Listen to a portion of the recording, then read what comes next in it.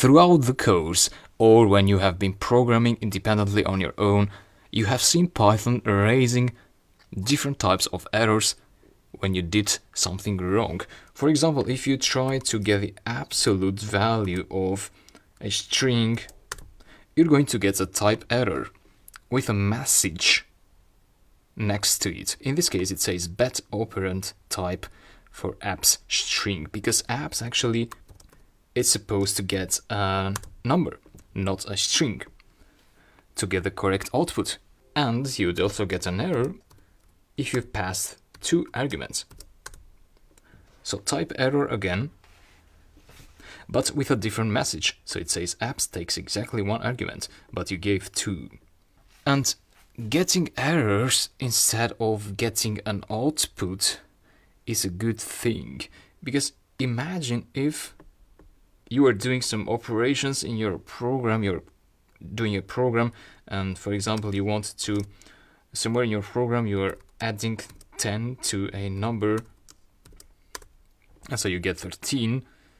But if apps would not throw an error when you, by accident, somehow you pass a string, if apps would not throw an error, but instead of throwing an error, it would give you a strange value, then that value would be passed somewhere else in your program, so you'd end up with a chain of unwanted outputs, which would sabotage your program, and would be a risky thing if your program looked like it was working, but it was actually producing wrong output. So it's better to interrupt the program by raising an error like the Python developers are doing here with apps, instead of getting a value. Same goes for our case.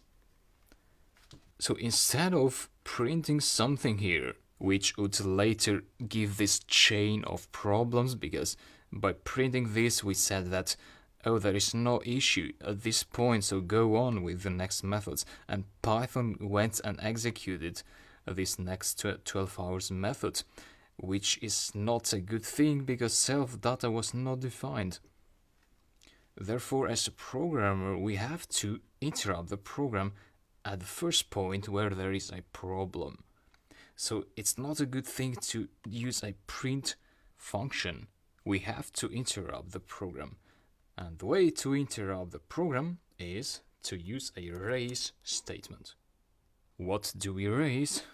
Well, in this case, I think it would be a type error. So as you see, type error got purple, which means it's a reserved word in Python. Actually, you can see with dir underscore underscore built-ins underscore underscore close parentheses, you can see that we have a bunch of different types of errors actually here. So we have arithmetic error, assertion error, attribute error, and type error is somewhere among them. Go to T, type error, and you can use help type error to see the help string for that particular error. So type error is used usually in the cases where the arguments are not given correctly. And here you also saw that each type of error had this specific string here, which gave more information to the error. And you can give that string by simply using round parentheses and write the string. What do you want to say? And here I can write whatever I like, but try to be descriptive in a short sentence. Aus write provides either a city or let and lon arguments. Now, if I execute this script, so considering that the user is not entering city and it's not entering let or lon,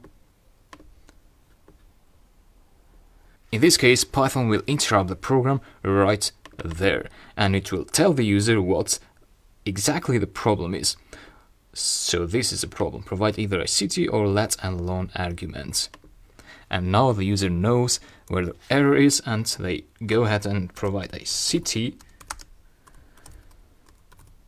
argument like that. Execute again, and no error this time, but you get the actual data. What if they provide lat and long beside the city?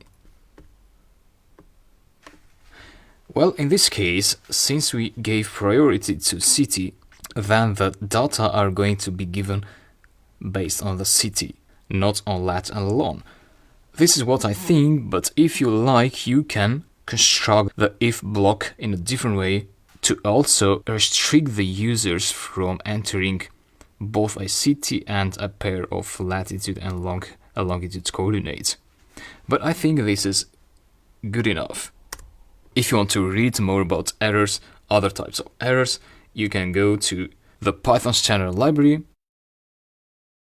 and go down to built-in exceptions. There you are going to see the entire list of possible exceptions or errors you can raise in Python. And that is the lecture about raising errors. I hope you enjoyed it, and I hope it makes sense for you to raise errors, and I'll talk to you in the next lectures.